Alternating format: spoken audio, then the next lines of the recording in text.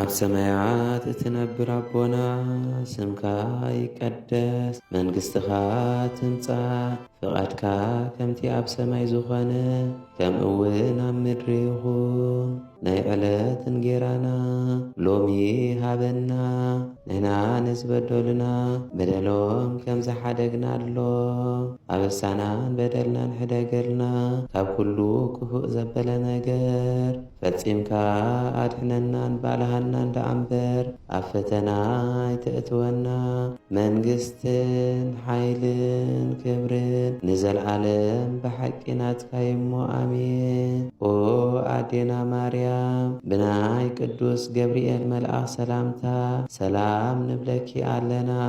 ብሕልናኺ ድንግል ኢኺ ብስጋኺ እውን ድንግል ኢኺ ኣደ እግዚኣብሔር ጸባኦት ጐይታ ሰራዊት ሰላም ንብለኪ ኣለና።